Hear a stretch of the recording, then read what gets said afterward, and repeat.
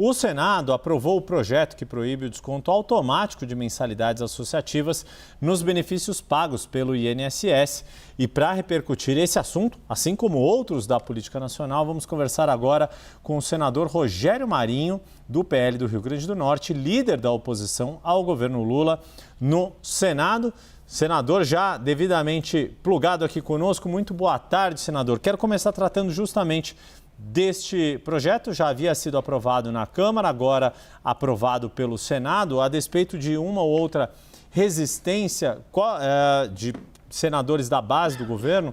O senhor já tem alguma perspectiva de como deve ser a sanção desse governo ou se há algum risco de veto neste projeto da parte do presidente Lula? Bom, boa tarde a todos. O que nós estamos aguardando é que haja a sanção do projeto, porque vetar esse projeto seria praticamente se colocar ao lado daqueles que perpetraram esse crime hediondo contra trabalhadores brasileiros, em especial os aposentados, nos últimos 30 anos. Então, desde 1994 há esse desconto associativo. Desculpa. Esse desconto, ele praticamente era exclusividade da CONTAG, que é essa entidade grande ligada à CUT, e a partir de 17, 18, quando acaba o imposto sindical obrigatório, muitas entidades ligadas a sindicatos se voltam para o sistema previdenciário. E houve, é evidente, um abuso que foi demonstrado com os números que vieram a público, de um crescimento geométrico e quase a totalidade das pessoas que estavam tendo esse desconto afirmaram, através de reclamações feitas ao INSS e posteriormente apurado pela própria Controladoria Geral da União, que não deram causa a esse desconto, ou seja, estavam sendo simplesmente roubados. Então, eu acredito que o presidente se verá obrigado a fazer essa sanção, sobre pena de demonstrar que, ao invés de estar do lado do aposentado, vai estar ao lado dos perpetradores desse crime, que já existe há muitos anos no Brasil.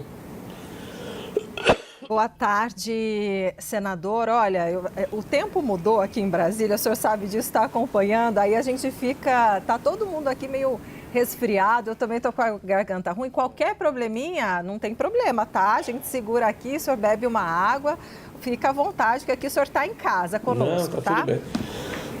Então tá bom, estou vendo, né, que o senhor está até congestionado, mas vamos lá, qualquer coisa, aí ele dá tosse, bebe uma aguinha, não tem problema. Como ele está me ouvindo, eu vou endereçar agora a minha pergunta, então, para o líder da oposição, senador Rogério Marinho, que é membro da CPMI do INSS. Então, é um tema sobre o qual ele está debruçado. Então, senador, líder, eu pergunto para o senhor.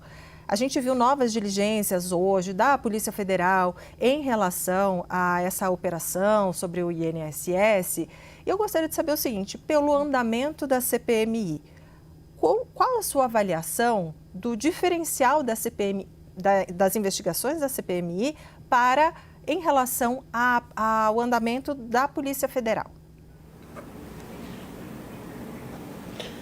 Olha, eu acredito que a CPMI, e isso está comprovado pelo que está acontecendo no próprio judiciário, nas ações impetradas pela Polícia Federal, no acompanhamento feito pela imprensa, pelas redes sociais, está mostrando as vísceras de um sistema que há muito tempo é fraudado de diversas formas, né, por várias pessoas e principalmente por funcionários que fazem parte do INSS.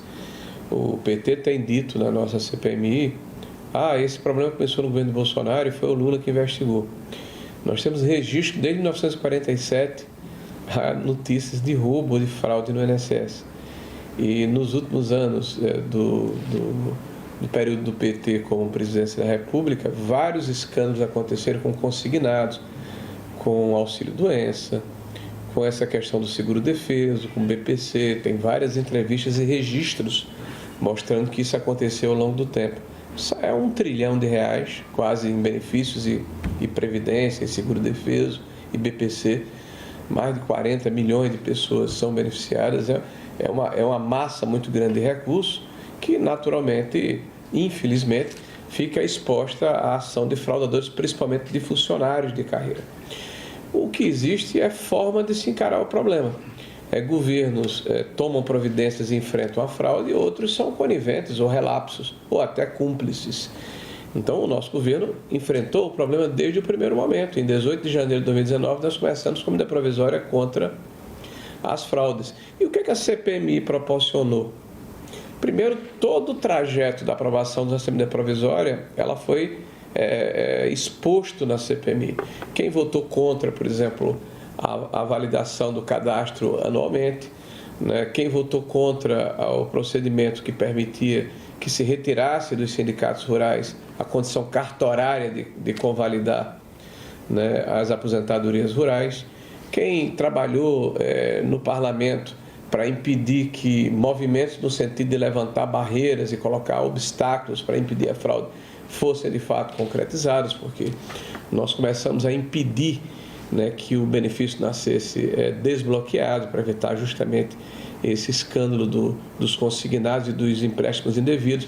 Quando a CPMI se instala contra o voto e a ação do governo que não apoiou a CPMI, ela imediatamente elege um presidente independente, que é o senador Carlos Viana, e um relator que tem um viés de oposição, que é o deputado Alfredo Gaspar.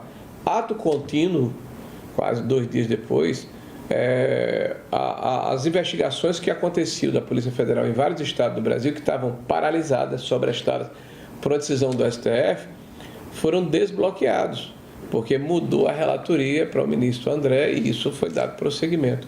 As investigações estavam centradas em 8 ou 10 associações, apesar de quase 40 associações receberem recursos associativos indevidos.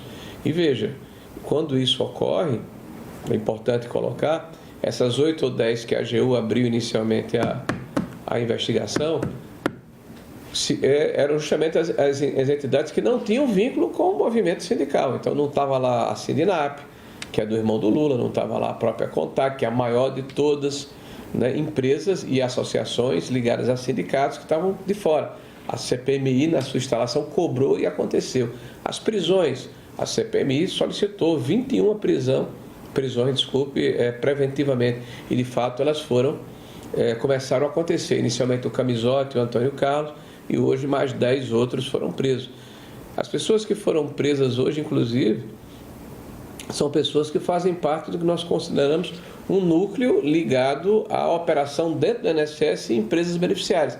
Falta o núcleo político, que nós vamos descortinar seguindo o caminho do dinheiro. O governo tem tentado blindar algumas quebras de sigilos e algumas convocações, mas cada vez mais a própria realidade das investigações está permitindo que isso avance, como foi o caso ontem da aprovação do fim dos descontos associativos. Desde setembro isso estava sobrestado, estava paralisado dentro do Congresso Nacional do Senado da República. Então foi a força da CPMI, né, e o apoio de muitos parlamentares e nenhum do PT no Senado, que nós conseguimos fazer com que fosse colocado em votação e fosse aprovado à unanimidade. Então são ações que são resultados dessa exposição feita pela CPMI e o fato de que a CPMI não está deixando o assunto ficar morno e ser varrido para debaixo do tapete. Senador, deixa eu trazer o Pedro Venceslau para participar aqui da entrevista. Daqui a pouco Larissa Rodrigues também faz a sua pergunta. Pedro? Pois não, Pedro. Senador, seja bem-vindo. Senador, hoje teve a prisão do Alessandro Stefanuto, que é ligado ao PDT, faz parte do governo Lula, mas o José Carlos Oliveira, ex-ministro do Trabalho e Previdência de Jair Bolsonaro, foi alvo de busca e apreensão. De certa forma, o senhor avalia que há um empate aí nessa disputa de narrativas entre governo e oposição? Um ponto para o governo, um ponto para a oposição? Não, Pedro, eu acho que está se fazendo justiça. Nós não temos bandido de estimação, né? O senhor Oliveira ingressa na administração como diretor de benefício, me parece que em julho e agosto de 2021.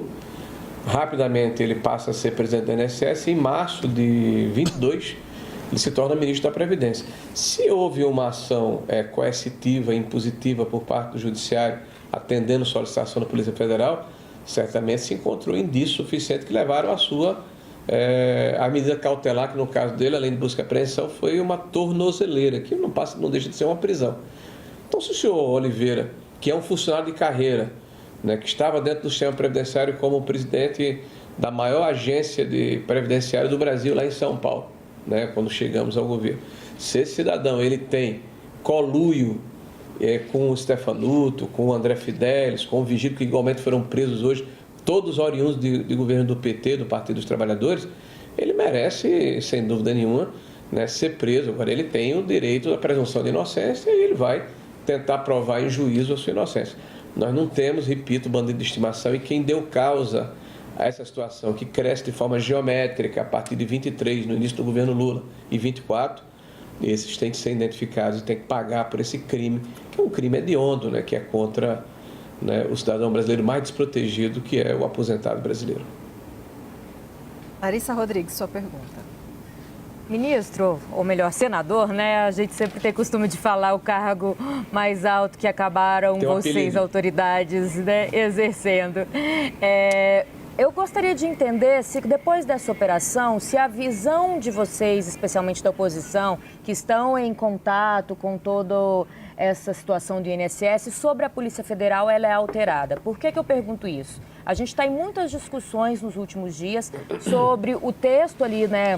Diversos nomes ganharam, né? Mas o texto relatado pelo agora deputado e secretário afastado, Derrite. E muito se questionou do papel da Polícia Federal em algumas investigações, tendo que ter autorizações de estados ou de outros órgãos, digamos assim, governamentais. Para o senhor, a ação da Polícia Federal hoje, nessas prisões, né, que o senhor diz serem tão importantes, ela fortalece o discurso da autonomia da Polícia Federal e dificulta a tentativa de mudar as ações da Polícia Federal no texto do Derrite?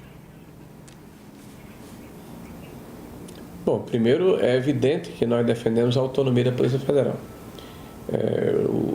Na comissão, pelo menos nas 15 primeiras sessões, nós estamos na 25ª, eu escutei um discurso do PT que é a Polícia Federal do Lula, que aliás foi repetido pelo ministro da Justiça, Flávio Dino, na época, ministro da Justiça, quando se apresentou ao presidente Lula. Então nós achamos que esse tipo de relacionamento ele é absolutamente antirrepublicano. A Polícia Federal pertence ao Estado brasileiro e não a um partido político. Nos causa estranhamento, por exemplo, o ministro da Justiça, a primeira entrevista que o Lewandowski deu a respeito dessa operação foi de que não acreditava que houvesse, ele que coordena inclusive a Polícia Federal, conflito de interesse pelo fato de um filho seu, né, estar sendo advogado de duas dessas entidades que fraudaram o INSS. E que o Andrei, ele tenha se dado a pachorra de dar uma entrevista dizendo que o irmão do Lula não é investigado. Então, isso acho que extrapolou um pouco a condição dessa neutralidade necessária que a Polícia Federal precisa ter. Agora, as ações que estão sendo impertradas, que estão sendo implementadas pela Polícia Federal, no sentido de encontrar aqueles que fraudaram o sistema, que estão dentro da Previdência, e a partir daí as camadas subsequentes, ou seja, quem recebeu esse recurso, quem foi beneficiado, quem permitiu que essas pessoas ficassem dentro do sistema e que o sistema fosse fraudado, quem permitiu que as barreiras que foram levantadas, os obstáculos que existiam fossem ultrapassados por decisões, pareceres, instruções normativas que alteraram o rito de procedimento e afrouxaram os controles, é necessário saber se isso aconteceu por dissídia ou por má-fé. Eu acho que uma coisa não tem nada a ver com a outra. O que está sendo discutido nessa lei antifacção e na PEC da segurança é uma necessária reação da sociedade brasileira ao narco-estado que se instalou no Brasil. Se estima aí que 1/5 da população brasileira viva hoje em região faccionada, ou seja, para você ingressar em determinadas regiões geográficas do país, você precisa pedir licença, não é ao prefeito, não é ao governador, mas a um chefe de uma facção criminosa. E essas pessoas vivem num estado paralelo, porque tem que pagar proteção, tem que pagar extorsão, tem que pagar uma espécie de sobrepreço no gás que compram, na assinatura da NET que fazem, na abertura de um negócio. Então, isso é um problema sério que a sociedade brasileira tem e precisa responder, endurecendo a forma como se trata esse processo, tratando de uma forma inteligente para haver a prevenção, mas, ao mesmo tempo, dando a condição necessária para o Estado reagir. Eu acho que esse é o cerne da discussão e da questão que está posta em relação à segurança pública. A questão da autonomia da Polícia Federal, se pode ou não trabalhar contra o crime organizado, é evidente que deve. Aliás, nós vimos essa questão do Rio de Janeiro, né? Houve um pedido para o governo federal participar com blindados na invasão de áreas dominadas pela facção, por 2 vezes ou 3 vezes, isso foi repelido. O presidente Lula disse em várias oportunidades que não vai permitir GLO para oprimir, segundo ele, populações de áreas mais frágeis no ponto de vista econômico. Mas fez uma GLO para os chefes de Estado lá no Pará, na COP30. Então, há uma contradição óbvia, né? A cabeça do presidente da República hoje, ou a forma como ele encara a questão do crime organizado, nos causa desconfiança. Porque esse presidente foi o que afirmou antes do processo eleitoral que roubar um celular para comprar uma cervejinha não significava um crime, como se o crime pudesse ser graduado e esse cidadão que roubou fosse uma vítima da sociedade. E ele reafirma mais adiante que o traficante, esse é a vítima da sociedade, né? O do usuário, no caso. Então, nós temos que ter muita preocupação, né, com o que está acontecendo no Brasil, para que nós não fiquemos no futuro parecido como aconteceu com a Colômbia, que depois foi revertido, e hoje quem preside a Colômbia é um narco-guerrilheiro, que é um ex-narco-guerrilheiro, que defende, por exemplo, que a cocaína seja liberada e seja um produto de exportação da Colômbia. O que está acontecendo na Venezuela, onde praticamente o país inteiro foi repartido por facções criminosas, e o próprio presidente da Venezuela é acusado por autoridades americanas de ser chefe de um cartel de drogas. Então, é uma situação muito grave, muito séria, que precisa ser combatida com o auxílio de todas as instâncias, município, Estado e governo federal. E aí a questão da política precisa ser colocada um pouco de lado. O embate político acontece, isso é inevitável, mas o mais importante é que termos regras, termos legislação que nos permita retirar o país da situação em que ele se encontra. Mas o senhor é a favor desse texto? E peço para você, desculpe a indelicadeza, mas para a gente ser bem rapidinho, para dar tempo da gente não estourar muito, e eu sei que eu preciso te liberar, mas o seguinte, líder, eu gostaria de saber se o senhor é a favor dessa versão do texto de Guilherme Derrite ou da primeira que ele apresentou, aquele primeiro substitutivo. E só bem rapidamente, gostaria de te perguntar o seguinte, líder: caso a inelegibilidade de Bolsonaro seja mantida até o momento, né, de oficializar ali a chapa à presidência da República para concorrer, qual é o candidato, na sua avaliação, que deve representar a direita? Começar pelo final, o candidato que o maior líder popular do Brasil indicar, que é o presidente Bolsonaro. Caso ele não seja candidato, ele oportunamente fará uma referência. Ele tem conversado conosco, eu tive 2 ou 3 vezes com ele nesse período de reclusão. Ele está injustamente preso, porque as cautelares que foram impostas a ele foi em função de um inquérito onde ele sequer foi denunciado, que é essa questão do Eduardo e do Paulo Figueiredo. Mesmo assim, permaneceu sem que essas cautelares tenham sido levantadas. A condenação que ele teve, que é hoje objeto de embargos de infringência, ainda não terminaram. Então, a prisão dele é mais um ato de perseguição que é feita para calar a maior liderança popular brasileira. Então, na hora em que ele definir qual é o candidato, claro que consultando a todos, entendendo a maturidade e a importância desse gesto, nós teremos um candidato que, eu não tenho dúvida nenhuma, vai ganhar as eleições, porque Lula é mercadoria vencida. É o 5º mandato, porque os 2 mandatos da Dilma, na verdade, foram a continuação do mandato dele, e a gente já sabe o que aconteceu anteriormente. A maior crise econômica e fiscal e moral que o Brasil já teve desde 1948. E a gente está caminhando a passos largos para um processo semelhante, porque são os mesmos métodos e os mesmos protagonistas, com raras exceções. Em relação à questão do Derrite, eu tive uma conversa com ele hoje por telefone, rápida, vamos conversar de novo na segunda-feira. Ele é uma pessoa preparada, competente, está literalmente com a mão na massa, além de ser da polícia, policial militar.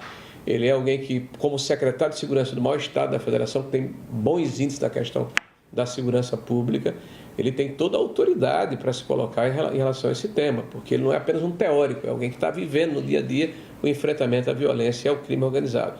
Agora, a conversa que eu tive com ele é que ele ainda está trabalhando nessa versão que ele produziu, essa 4ª versão, e que vai na terça-feira nos apresentar ou na segunda-feira. Agora, eu defendo que essas facções criminosas, por exemplo, o Comando Vermelho e o PCC, sejam declaradas entidades terroristas, porque de fato eles ocupam territórios, oprimem e extorquem a população brasileira com métodos de narco-guerrilheiros. Então, se nós não tomarmos uma atitude desta forma, de maneira firme, nós teremos muita dificuldade de combatê-los como sociedade. Nós conversamos com Rogério Marinho, líder da oposição no Senado. Senador, líder, muito obrigada. Até a próxima. Obrigado também. Obrigado a vocês. Boa tarde. Obrigado mais uma vez ao senador Rogério. Tem que correr para a CPMI. Obrigada também, Larissa e Pedro Venceslau. Yuri.